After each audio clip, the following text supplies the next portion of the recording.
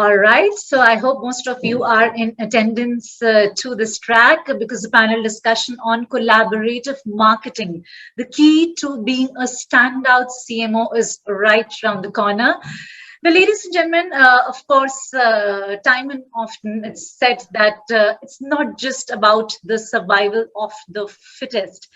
I would like to say it is about the survival of the fastest, right? So, speeding up the digital transformation, if we talk about, is definitely the top priority for a CMO. Well, the session that's coming up, the discussion will focus on marketing leaders. How they can chart a course forward, make important, say, management, creative, process, investment, talent, technology decisions to redefine that innovation. Well, our upcoming panel would talk about this and more. So allow me to please rope in our session moderator, Mr. Chandrasekhar Mantha, the partner, Deloitte. Well, warm welcome to you, Mr. Mantha. And with that, allow me to also welcome our leading minds, the panelists. Let's welcome Deepika Warrior, the Chief Marketing Officer from Diageo, India, with a round of cheer. Let's also welcome Vivek Sharma, the Chief Marketing Officer from Pidilite Industries. We'll also be joined by Karan Kumar, the Chief Marketing Officer from DLF. Wow, the discussion. This is going to be riveting, I'm sure. All eyes on the screens, of course. Very shortly, we are also hopeful to be joined by Saurabh Verma, the Chief Marketing Officer, Jio Studios. And with that, allow me to also usher in Anil Puttigora, the Managing Director, Head of Asset and Wealth Management Technology, India, and Global Head Data Technology, JP Morgan. And yes, let's also welcome Mohan CK, the CBO Head Digital IT Services from Connect Business Solutions. And Mr. Mantha, if you're all set, it's straight away over to you. Thank you, Shikha, and welcome everyone to this session. I'm so very happy to be doing this, and I'm in great company here. So quickly, kind of setting the context for this session. We've all seen something really unexpected in the last 18 months, and we've never envisaged that. We never thought that we will see those that time.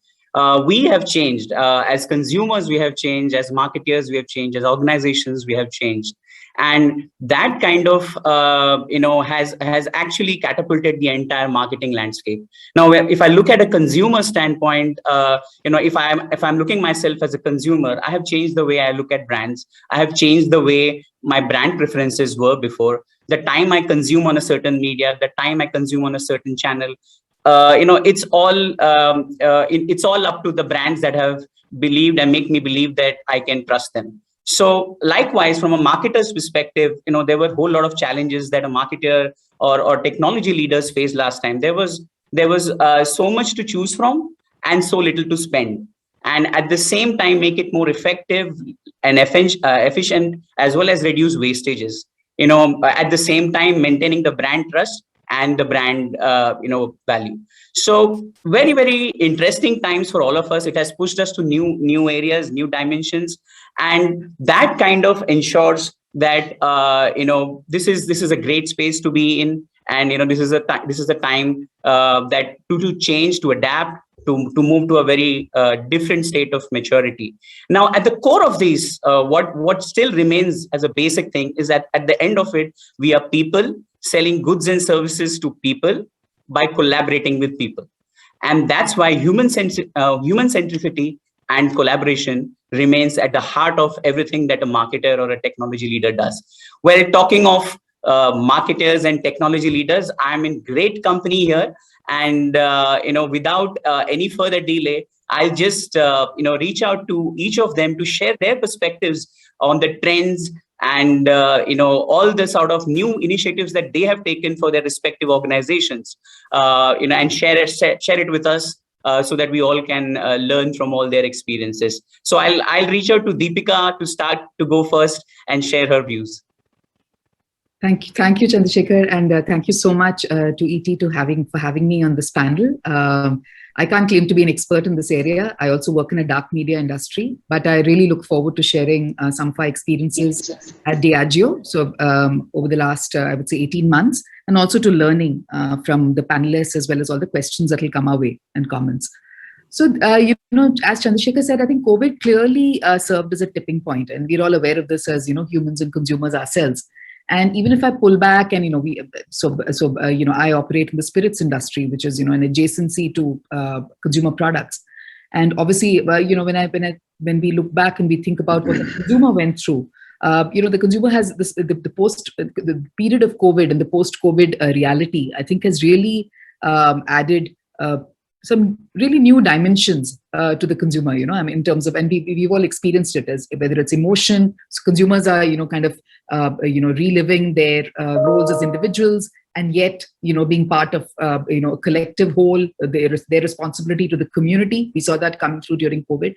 There's a strong resurgence of India pride, and even more in terms of hyper-local pride, the need for authenticity. However, the need, particularly in categories are like ours, to look westwards and look at global, trends and experimentation continues. So there's, I think there's a huge gamut of emotions. From a needs point of view, clearly, they've upped their focus on physical and emotional well-being. They're all value seeking, because I think, again, as Chandra said, the disposable incomes, particularly in middle income consumers and below, has come down. But, they've gotten used to a certain quality. And in our industry, for example, we didn't see downgrading. We saw consumers wanting to drink better, but to drink in moderation. But they're seeking value, for the same penny, for the same rupee that they're putting out. And of course, behaviors, in terms of all of us as individuals and consumers, whether in terms of how we work. I'm working in an office. I've come for a panel discussion to this office almost, in months, whether how we socialize. I think for us, for example, what used to be big, lively occasions, parties, has now become increasingly casual, more intimate. The rising trend of shopping at home, omnichannel worlds that we're living in, and the rise of, third spaces, for example, in our industry, because consumers couldn't go out to bars and on trade. All of this, the way I kind of manifested, and sorry, a couple of other trends. I think what was really interesting during COVID times and beyond is the return, I would say, of trust in corporations in terms of being able to provide solutions when governments, were not able to deliver. Or, and of course, consumers themselves becoming, starting to socialize, purchase, and creating online. So, I call this, particularly in the context of our industry, the rise of the experience-seeking phygital consumer. And of course, this is jargon, and we've all used it. But the ability to exist in two spaces, a virtual space and a physical space at the same time, and putting your toe out very, very cautiously in the physical space. Given the constantly changing safety and security environment outside. And therefore, I think the big thing in terms of digital technology in the context of today, and I like the way you framed it as collaborative marketing, is I think, we, for example, are looking for ways of really looking at this convergence of insight and technology to, really transform the way we build brands and consumer experiences across categories. And I think all of us as consumers have experienced the rise of small insurgent brands across categories who've done such a good job of this, who are just building themselves online, whether it's from discovery, from experimentation, to recruitment, to purchase and advocacy. So I think, digital first brands are now becoming par for the course. And therefore, you talked about, there are two things that I wanted to quickly touch upon. One is, I think in our industry, alcobevs, beyond a point, if you go away the physical aspect of it, are really ways of, just driving experience, socializing, bonding, celebration. And I think with the real world kind of shutting down, bars and on-trade shutting down, one of the ways we spend some time thinking about, and that I think this is going to stay going forward as well, is how do we reimagine consumer experience, and powerfully connect online and offline. And we did this in various ways. So a couple of examples I can give you. Let's take, we have a very mainstream brand called McDowell's No. 1 Whiskey, which is the world's largest whiskey franchise. And, this is drunk by socioeconomic B, C, D consumers. And just to give you an example, celebrating festivals like Holi. So consumers couldn't go out and last Holi kind of play Holi with each other. So what did we do? We actually brought together the packaging of the brand and used, use the pack as well as their smartphones to create an integrated Holi experience where they could, scan a QR code on the brand and use AR to actually throw color on their friends and play Holi. So just an experience of how, you put an insight at the heart of it, which is the consumers not being able to socialize and play Holi with each other physically, but then convert it to an end-to-end consumer experience, integrating packaging right up to AR. I have other examples, but I'll come to that a little later, and I'll give the other panelists a little time as well. But the other, I think, big shift that I wanted to talk about is ways of working in marketing. And some of the things that we've learned, and collaboration is key, but also the shortening of the planning cycle. So we were so used to, and particularly working in a multinational, having worked in multinationals for most of my marketing career, very long planning cycles, right? You work on 5-year strat plans, 3-year strat plans, 1-year operating plans. And the shortening of the planning cycle, literally quarterly for A&P planning, and literally monthly and weekly for business delivery, and led to new ways of working. The other, I think, impact of COVID, and you talked about the scarcity of resourcing, Chandrasekhar, but I think it's led to radical simplification and very sharp prioritization. So literally 2 or 3 brands that you want to bet on, and there you deliver that end-to-end experience. Tremendous agility in listening to consumers. So, we couldn't do focus groups, we couldn't do large quant studies. So we had to move to a virtual model of listening into consumers. And therefore, I think developing the hip pocket skill of, taking decisions and launching innovations and launching campaigns with part information, just basis listening to consumers online and listening to customers all the time. And I think, hyper-regionalization and localization, which all of us have been talking about as marketers for the longest, I think just got accelerated, because clearly you don't know which state was shutting down, which city was shutting down. So the need to go hyper-local, hyper-digital, regional with your plans, your online and offline plans became important. And I think coming back to collaboration as a theme, for us at least, I think the biggest change was, this complete disintegration of a siloed way of working. But internally, marketing really starting to work end to end with sales and supply to deliver the best, I think, a SKU assortment and experiences to consumers. So that's what I would say. Tons more to say, but just I'd love to hear from the other panelists as well.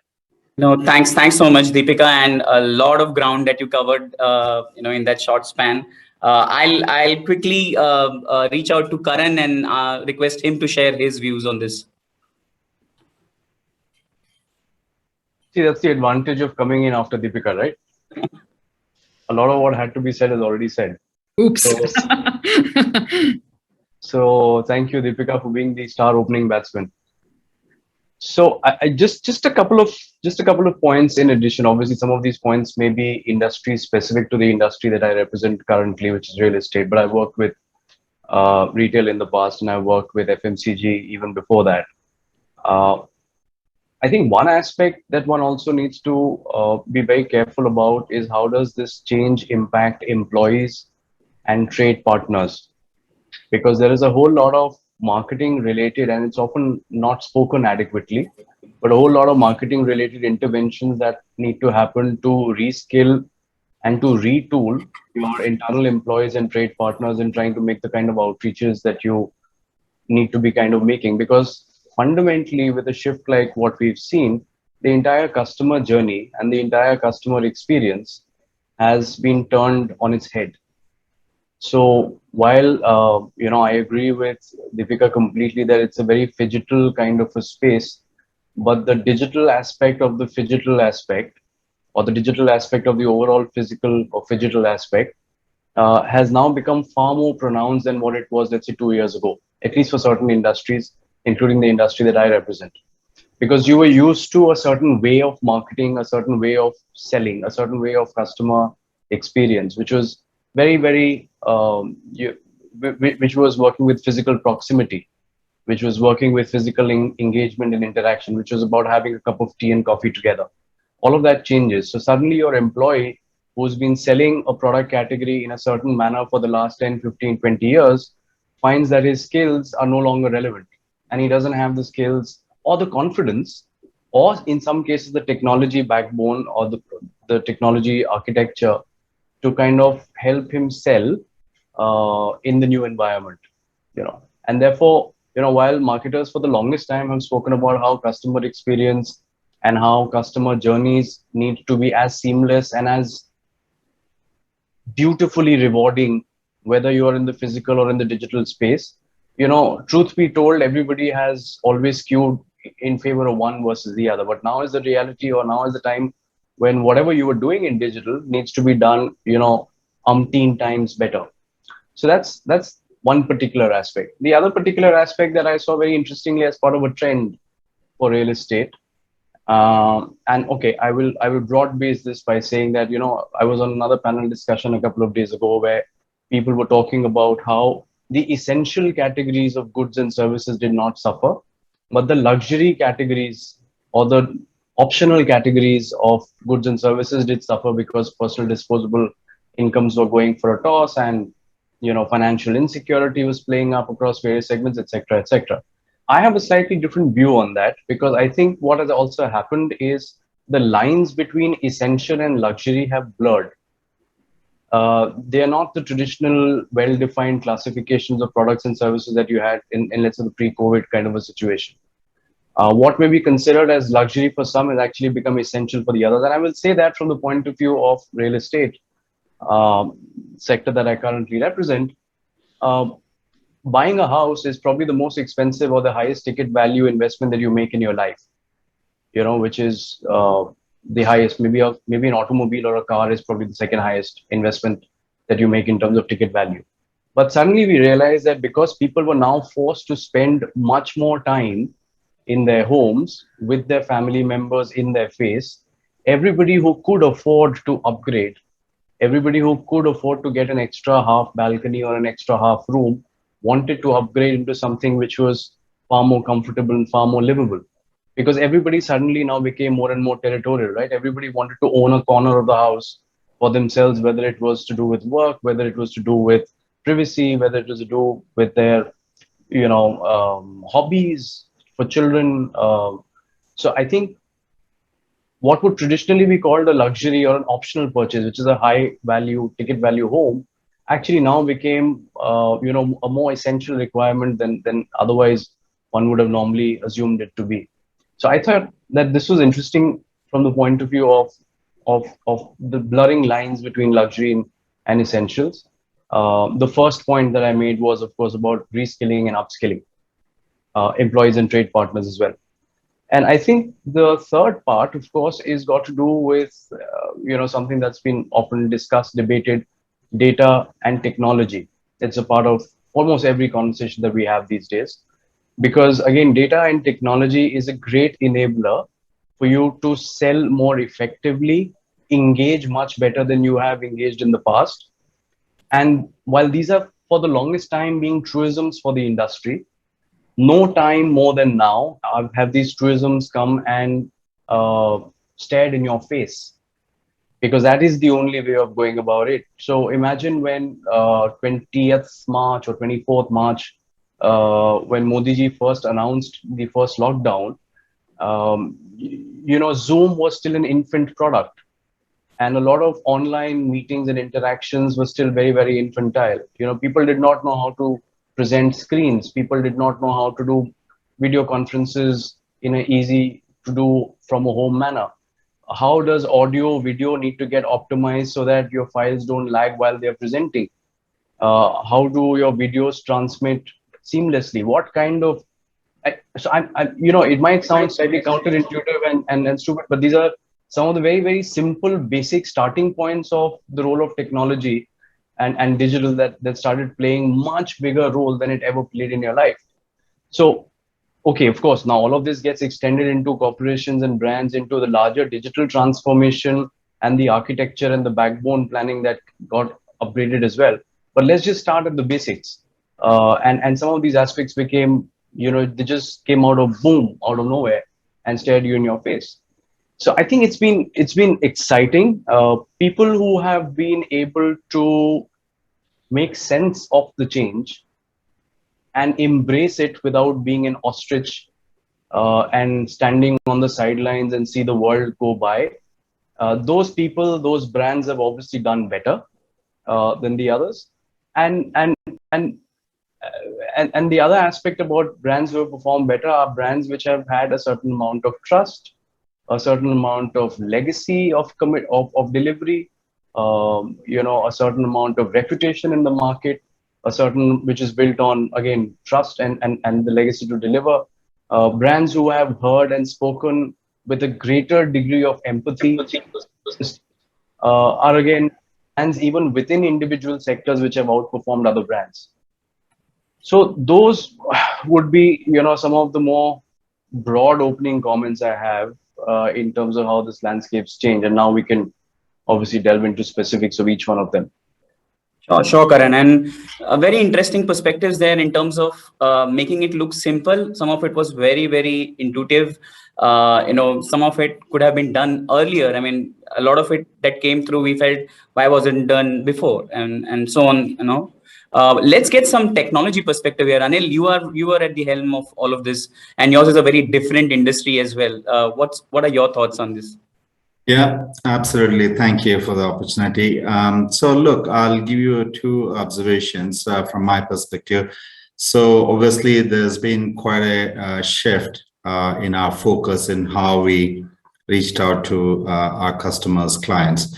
So each business line in a financial organization like JP Morgan has quickly adapted to the changing needs, and we have made some adjustments to how we reach out, interact with the consumers. But I'll give you a specific observation from the line of business I support, which is asset and wealth management. We are in the business of servicing and managing wealth for ultra high net worth and high net worth individuals.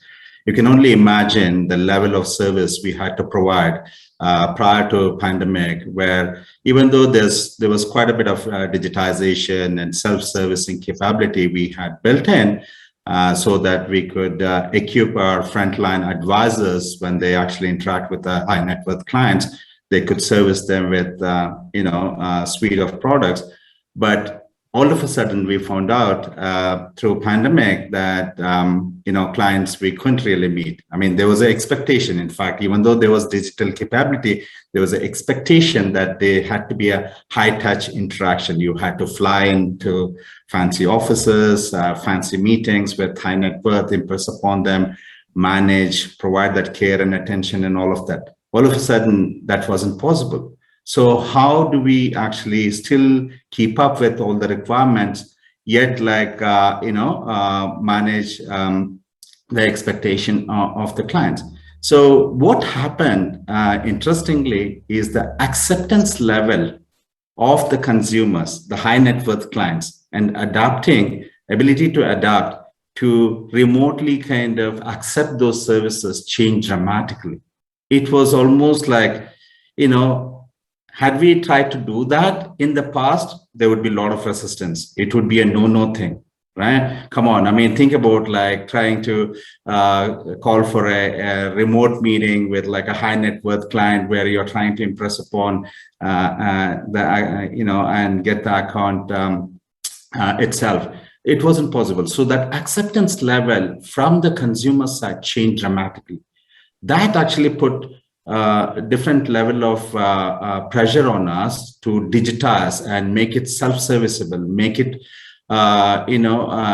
accessible to almost, make it somewhat adaptable to a layman construct of how an end consumer would use. Because even though we've been talking about digitization for many, many years, trust me, for some reason we layer our approach by the demography we want to, sequentially handle. We would be like, look, these clients would never, ever, even if you give them like a high touch, highly sophisticated, all iPad, iPhone enabled, they would want somebody to do it, right? That was the thinking. So that changed dramatically. So we had to quickly adapt to re-strategize our digital enablement and services to these clients who all of a sudden overnight started to use without the help of like in-between people. So that's one shift, and we quickly adopted. And today, trust me, as things are getting back to normal, the observation is like lot of client meetings, which we would plan for months and like fly to different places, are no longer required, even when things are starting to get back to normal.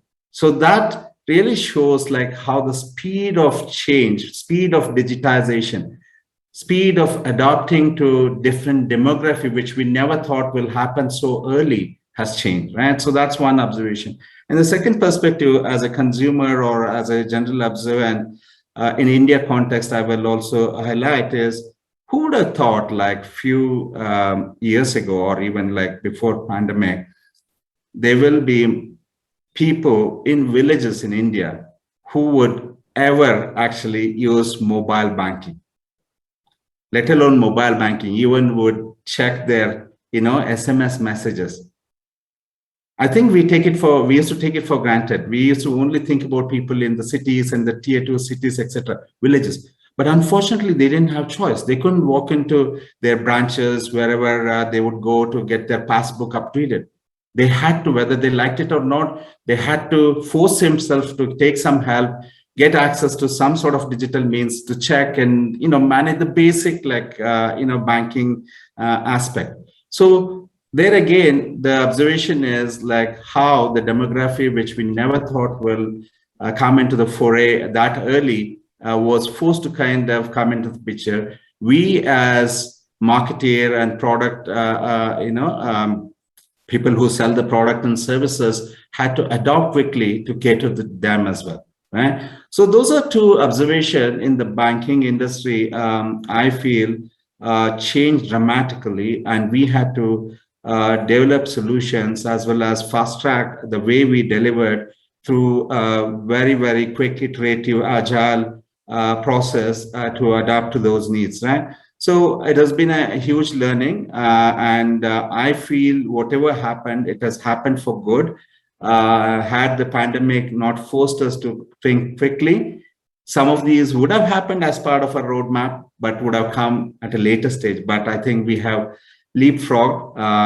Now the interesting thing will be, how do we sustain? How do we kind of leapfrog from here to think ahead beyond like what we used to think traditionally as part of our digitization plan, data democratization, enabling AI, ML, and other capabilities to, drive the marketing through insights, etc. Right? So I'll take a pause here. So that's my observation. Thanks, Anil. And even I agree that somewhere it seems like we have skipped a generation, and we have fast forwarded ourselves to possibly 5 years ahead. I'll bring in Vivek here. Vivek, what are your views, and how did things pan out for yourselves? Just a few lines about myself so that you can understand the examples I'm going to give. I'm Vivek Sharma. I'm CMO for Pidilite Industries, and Pidilite is a billion-dollar company in adhesives, construction chemicals, and pigments with brands like Fevicol, Fevikwik, Dr. Fixit, Fevicryl, etc. And my examples will span across both B2C and B2B. So in short, as I think a lot of you have said, these COVID times have brought a lot of changes, and I'll simply divide them into three buckets of A, B, and C. One is changes in the attitudes, B, changes in the behaviors, and C, changes in consumption. Now, if you look at attitude, in very short, what has happened with consumers we have observed is that they are become more health conscious. We all know that. But they've also become more conservative because for many of them, incomes being curtailed or uncertainty around them have changed their mindsets.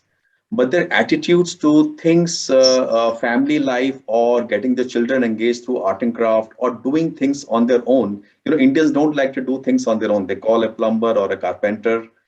But in these times, we have seen the attitudes of people towards, what I call being a handyman by themselves at home has changed. So that's attitude. I think in behavior, a lot has changed, and I will not re-emphasize what other panelists have said. Consumers have become more comfortable with technology, but I will underline one thing, what Anil also said. See, we work with consumers of Fevikwik, Fevicol as much as we work with intermediaries like plumbers, contractors, waterproofers. And what we have seen is we shifted a lot of our marketing and sales interactions offline to online in this period. So we were conducting site visits online, we were conducting safety videos online, we were conducting new product launches online, we were conducting product briefings online, and we saw that this segment of people took technology like fish to water, which was a surprise to us.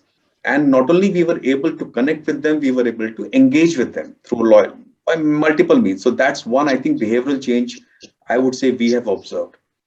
The second behavioral change I will underline is, which I emphasized earlier, consumers have become used to doing things on their own, and that's what brands must utilize, like do it yourself at home or art and craft or repairs. And as I think Karan also said, what we observed was that while in certain segment of consumers, consumption suffered, as in services industries or hotels or airlines. But what we saw was that when people were sitting at home, they began to renovate their homes far more. They began to do up their homes, and they were also began to do up the sections of the home they were using for work from home. So therein emerge opportunities for customized furniture or waterproofing or painting or multiple things.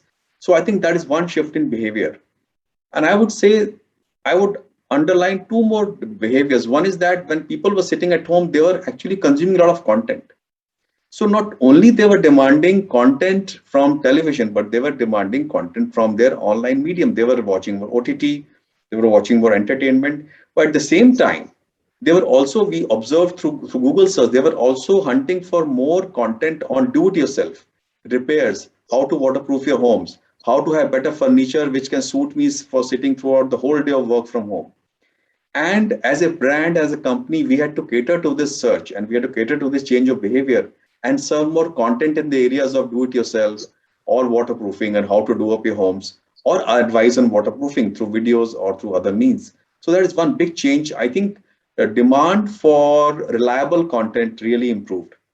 Second thing is, I think someone also said, and you also referred to it, but I will underline again, that people were actually looking for brands with more purpose and authenticity because they're living in a period of a lot of uncertainty.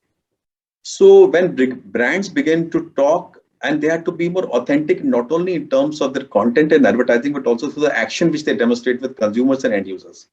So to give you a few examples, brands like Fevicol and Dr. Fixit reached out to contractors, plumbers, carpenters, and ensured that they had safety training videos for COVID. We could generate more business for them through sites, through our digital means. We could give them insurance. We could give them more money through by conversion of their loyalty points through Paytm into cash, etc., etc.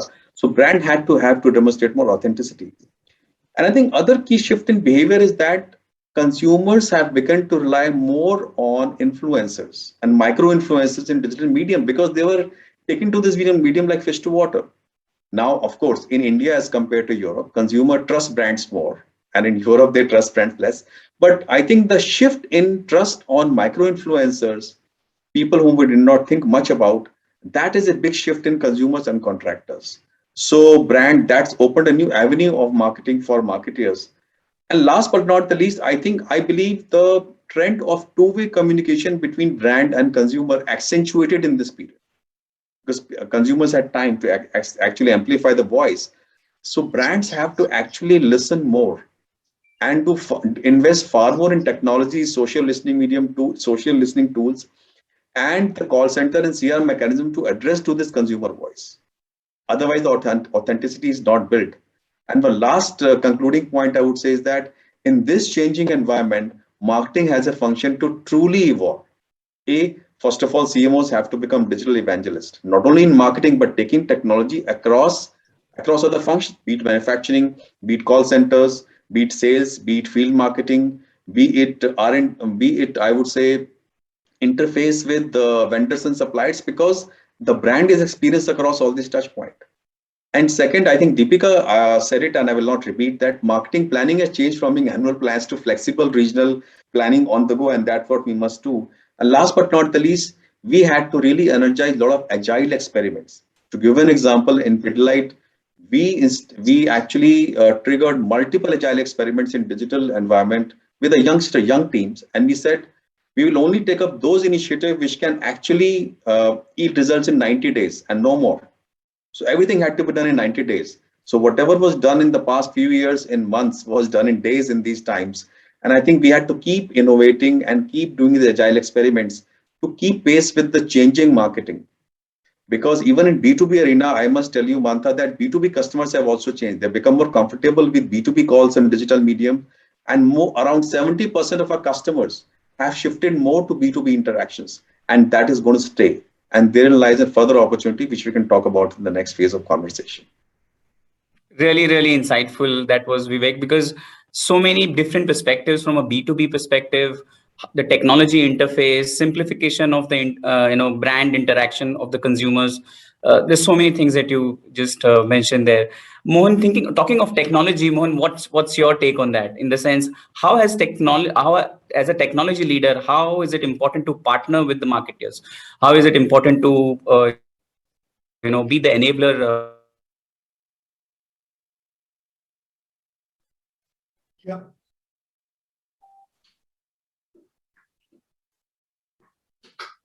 Chandra, I'm not sure if I lost you. Yeah, I can hear you. I thought in the middle only I wasn't being able to hear you, but I can hear you now. I can hear you too. We can hear you. Yeah, please continue. Yeah, I think Absolutely, absolutely. So thank you, Chandra, for having me on the panel, and it's a privilege to be part of this esteemed CMO panel. So as you said, as a technology partner, right, which is Connect Business Solutions, we work with more than 150 customers in the market in India today, right, and leading this whole digital IT services business. So in a way, I have a kind of a vantage view of what our customers are doing, what our end customers are looking for, right? And hearing all of my colleagues in the CMO organization talk about how they see the market, how the customer behavior has changed, how they are adapting, right? And we see this across the industries, right?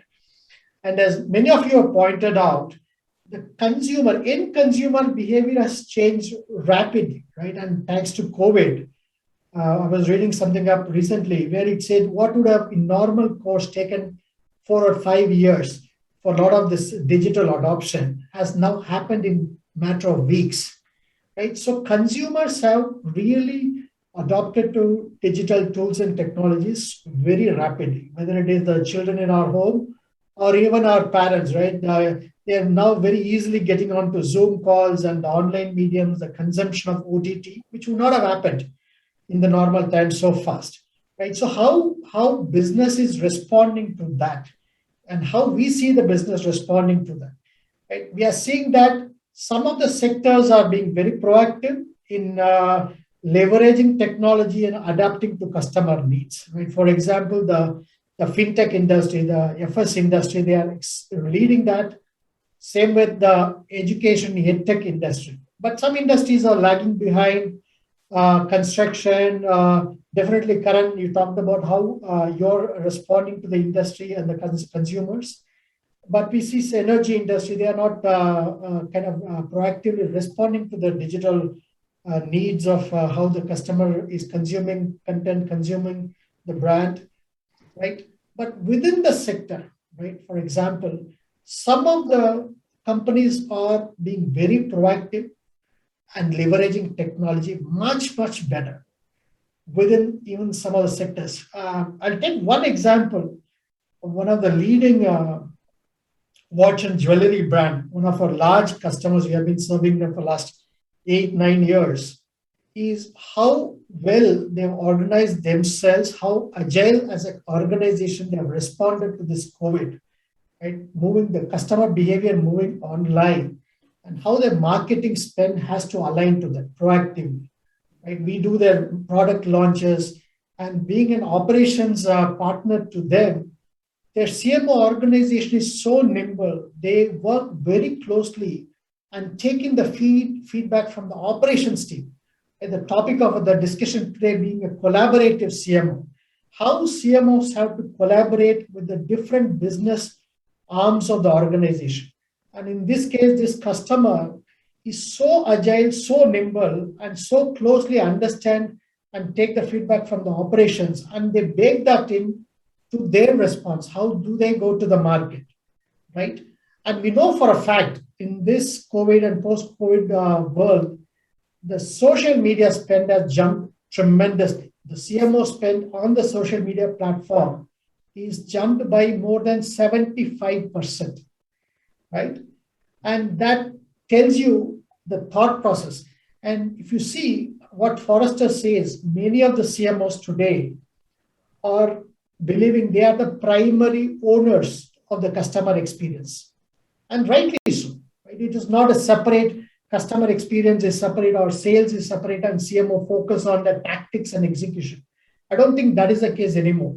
in the India market itself, we are seeing the CMO function becoming more strategic, and they are working very, very closely with the technology enablers, right? There is a CDO function who give you the insights, who talks about customer experience. But today, that role of the CMO as a pivotal player in owning the customer experience and working closely with the technology partners, right? With us, right? Connect.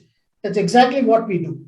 As a organization that deeply understand technology, the digital transformation for our customers, right? How it gets rightly consumed is very, very critical, right? So there are industries which are understanding the power of data, understanding the power of being digital first, but there are also a lot of industries which are just reacting, right? When they think digital, to them it's about, yeah, let me get into the portals, let me get into the apps, let me respond and react, right? That is not going to serve the purpose.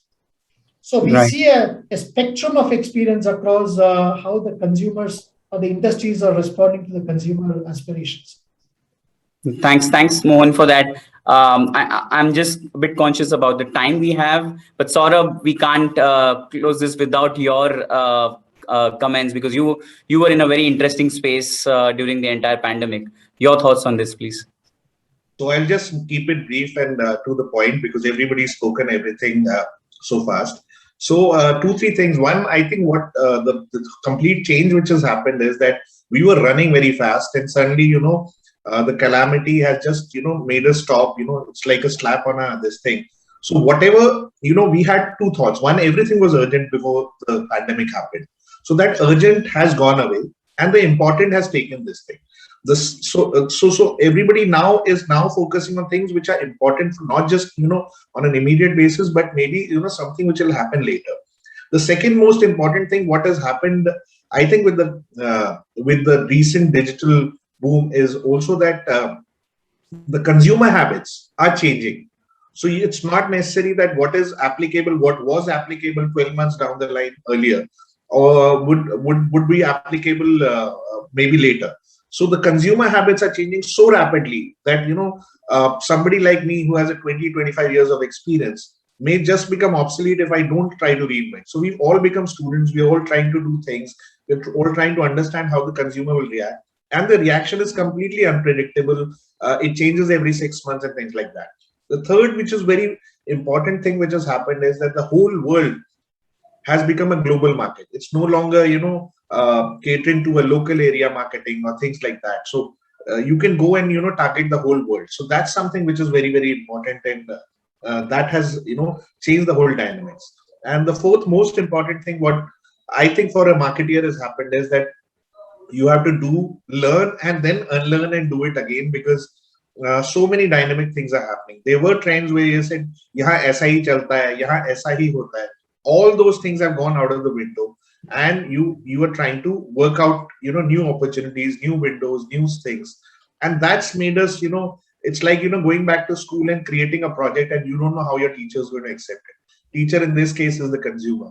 So all these dynamics, when they come and play, all I can say is that the future is unpredictable, but this is the most exciting time for CMOs, for marketeers, for people who want to build their brands, because anybody with money may not be the only one who can make a brand. People with ideas can also now make a brand. So that is what has happened. Thank you so much, Saurabh, for that. And didn't realize that we covered so much ground that we've pretty much touched time. And really thank you to all the panelists to share their views and share these insights. We did cover a lot of ground, be it the purpose, the brand purpose, being agile, the human experience, the trust, the collaboration, and the talent. So we've covered a large ground today, and thanks to all of you for sharing your perspectives. It was a pleasure interacting with you. Over to you, Shikha. Thank you, Thank Chandrasekhar. you, Well Chandra. said. I think you did pretty much cover like a large ground. And of course, you did such a fine job of moderating the panel. Well, the intersection of marketing and technology, as you all spoke of, that has sort of created that those agile frontiers, say for e-commerce to social media to gaming, AI, and of course, something like augmented reality, the new medium. So panel, thank you very, very much for helping my audience understand how they can, in a way, better connect with their consumers and also reimagine CX and more, and how they can prioritize also at the same time. So thank you very, very much. And on that note, ladies and gentlemen, we are very shortly heading into a fireside chat. So we'll be right back onto the virtual stage. You can just take a bit to explore the platform features, increase your leaderboard points. We'll be right back. Can data inspire us to achieve what once seemed impossible? We believe the potential of a data-driven world is infinite. Oceans of information processed in the blink of an eye. Novel approaches to intractable challenges. Insights that fuel breakthrough innovation. Previously undreamed of results. It's all in the data. The possibilities are endless. Researchers identify cures for cancer. Agrobiologists create smart hives to provide food security for the planet. Aid organizations deliver relief faster. Scientists mitigate climate change, and utilities provide safer, cleaner energy. New business models build entirely new industries. It's in the data. In a cloud-enabled world, machine learning combines with human ingenuity, and the possible becomes achievable. At Oracle, we help people find the value in data so that they can achieve the extraordinary.